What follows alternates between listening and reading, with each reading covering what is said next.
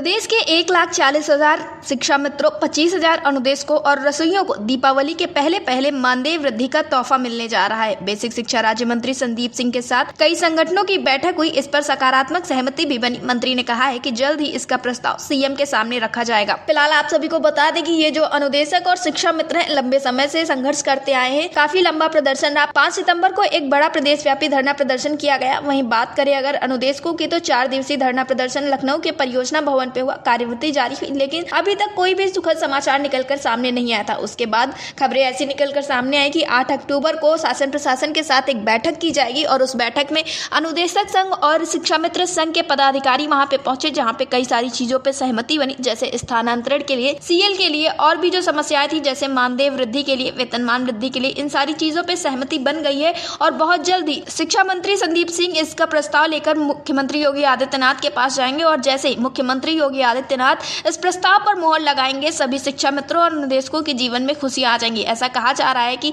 ये सारी चीजें दिवाली के पहले ही हो जाएंगी। वैसे तो ये सब कुछ दशहरा तक ही होना था, लेकिन दशहरे में ही 3 दिवसीय अवकाश पड़ गया, जिस वजह से कार्यालय बंद थे और इनकी समस्याओं का हल नहीं हो पाया, कोई भी काम नहीं हो पाया। फिलहाल इस वक्त में संगठन के कई पदाधिकारी राजधानी लखनऊ में जुटे हुए हैं। इन्हीं के साथ एमएलसी श्रीचंद शर्मा भी यहाँ पे पहुंचे हुए हैं और वो लगातार शिक्षा मित्रों और अनुदेशकों की समस्याओं के हल के लिए प्रयास कर रहे हैं। ऐसा कहा जा रहा है कि बहुत जल्द ही इनकी समस्याओं का हल कर दिया जाएगा। विधान भवन स्थित मंत्री के कार्यालय में हुई वार्ता में शिक्षा मित्र संगठनों ने मूल विद्यालय वापसी, मेडिकल सुविधा व मृतक शिक्षा मित्रों के परियोजनों के समायोजन की मांग की है। इस पर मंत्री ने कहा है कि मूल विद्यालय में वापसी पर जल्द निर्णय होगा। उत्तर प्रदेश प्राथमिक शिक्षा मित्र संघ के प्रदेश अध्यक्ष शिव कुमार शुक्ला और महामंत्री सुशील कुमार ने बताया कि मृत शिक्षा मित्रों के परिजनों को भी आंगनबाड़ी में समायोजित करने का विचार किया जाएगा। परिषदीय अनुदेशक कल्याण एसोसिएशन के प्रदेश अध्यक्ष विक्रम सिंह भी वहां पे मौजूद थे। उन्होंने बताया कि अनुदेशकों का मानदेय बढ़ाने, 12 माह का मानदेय नवीनीकरण के नाम पर शोषण रोकने, अनुदेशकों के तबादले सीएल व सीसीएल देने पर चर्चा हुई। बैठक में प्रमुख सचिव बेसिक शिक्षा एमके सुंदरम, महानिदेशक स्कूल शिक्षा कंचन वर्मा, निदेशक बेसिक शिक्षा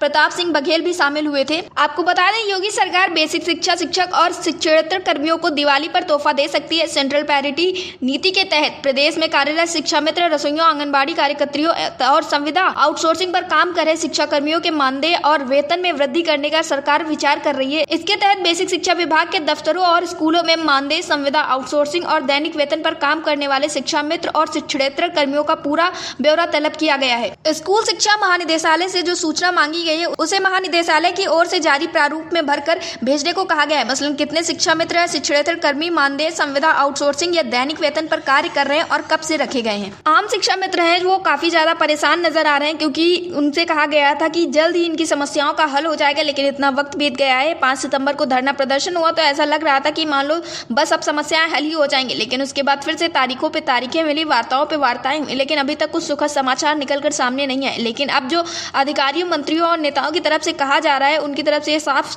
तौर पे निकलकर सामने आया है कि दिवाली के पहले ही शिक्षा मित्रों की सारी समस्याओं का हल हो जाएगा और शिक्षा मित्रों को दिवाली तक एक साथ मिलेंगी कई सारी खुशियां। डेस्क रिपोर्ट, अटल टीवी।